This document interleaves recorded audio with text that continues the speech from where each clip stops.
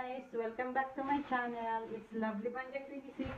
Alam niyo ba guys, nung andun kami sa sentro kanina, napag-isipan namin na gumawa kami ng kakanin. Bigla kami nag-crave pareho ni Banang. Kaya bumili kami, pag-uwi namin dito, bumili kami ng kasaba, kamuteng kahoy. Ito oh, 3 piraso, malalaki ito. Tingnan niyo guys. Ayan. 3 piraso to.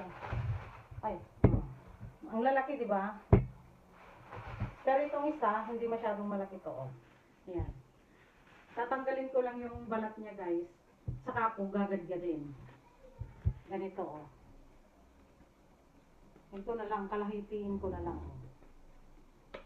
Ganyan. Tingnan nga natin kung sira o hindi. Oh. Okay naman siya, oh. Ang galing, di ba? Oh. Tapos, ang pagbalat lang guys, ganito. Ganyan mo lang siya. Madali lang.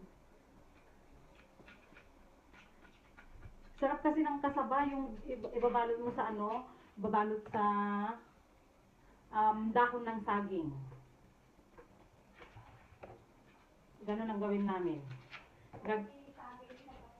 Kasi yung ano, nagpadala kami ng ano, ng dahon ng saging galing Pinas. Kaya yun ang gagamitin namin. Okay naman yung tinda nila. Binili namin dyan sa may Bangli guys. Dito lang sa likod namin. Okay naman yung tinda nila oh. Malinis naman. O diba? Kita nyo guys? Yan. Yan. Tanggalin ko lang lahat ng balat nito.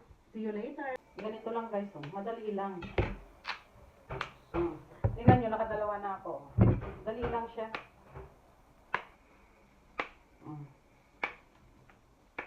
Ganyan-ganyanin mo lang. Saka mo, mahin ng kutsilyo. Then, ayos na. Ganyan lang. Ewan ko sa iba kung paano nila balatan yung kasaba. Pero sa akin, ganito lang. Madali lang naman. Ayan, tapos na. O, diba? Tapos na. Hi guys, ayan, tapos ko ng mabalatan guys. O, tingnan ninyo. Ayan, charan. Ito, o. Tapos na. Ngayon, kakayurin ko siya ng mano-mano. Ito lang gagamitin ko guys. Meron naman kami yung mas malaki, kaso nga lang, mas gusto ko ito. Ito na lang. Ganyan, o. Umpisan ko sa maliit. Ganyan. Parang keso na kinakayod lang, di ba? Oh.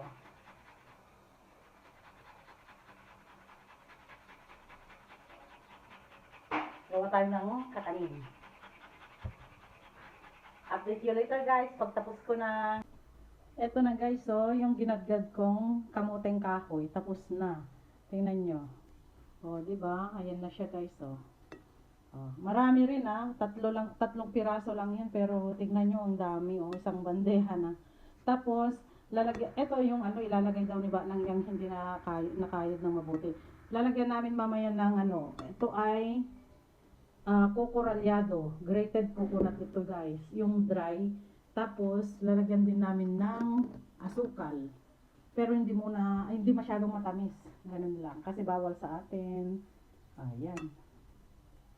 Yung ano naman, yung pambalot namin na dahon ng saging, hinugasan ni Banang para malinis daw. Ayan. Ganyan lang yung ingredients guys. Oh, madali lang. Kunti lang. Guys, so, yung ano, dahon ng saging na pambalot namin mamaya. Pupunasan namin ng tissue. Ayan, lagyan na namin ng ng sugar. Ayan guys, so pangalawang kutsarita, 3. Ano lang? Ano say? 4.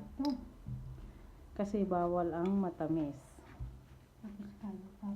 Tapos lagay na namin yung coco rallado. Ayan. Pampasarap yan guys. Kasi tinuro ng ano namin, ante, kung paano gumawa ng ano, kamuteng kahoy. Mahilig din gumawa yon. Ayan guys, umpisahan na ni Banang magbalot. O, ganyan lang. Una, maglagay lang dun sa may dahon ng saging. Tapos, niyang ganyan. Oh. Ganyan lang guys, madali lang. Yan, paikot-ikot. Hanggang sa, di ba? Ayos na, itupi lang dun sa may gedli. Ganyan. Tupi-tupi lang sa may gedli-gedli niyang dalawa, Ayos na. Di ba? Ang bilis lang guys. So may gedli. Dun sa gedli niya. Ayan. Gedli. One down. Ang galing, di ba?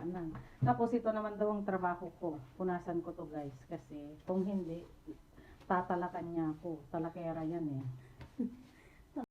Ito guys, punasan ko lang kasi kung hindi, nagpuntes, tangiwat ng trabaho.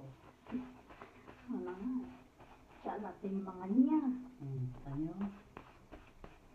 Siya lang kumatimot na. Tanyo? Hirap na.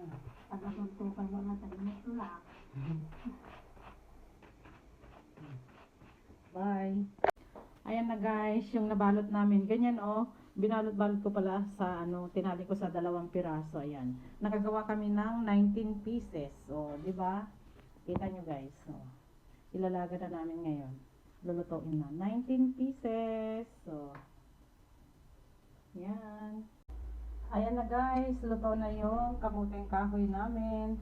In-steam lang pala namin to guys. Hindi namin nilubog sa tubig para mas masarap. Kasi pag nilubog mo na yan sa tubig guys, pag lutuin mo, parang mawawala na yung ibang lasa niya, di ba? Kaya, tikiman time, try natin guys kung masarap ba, or kung matamis, or matabang. Kasi konti lang yung asukal na nilagay namin. Ayan. Andun yung ayan na guys, tikman na natin. Ayan. Kung masarap ba. Sesentensyahan na natin. Ayan. Samahan niyo ako tikman guys.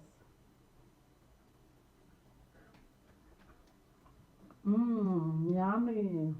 Ang sarap.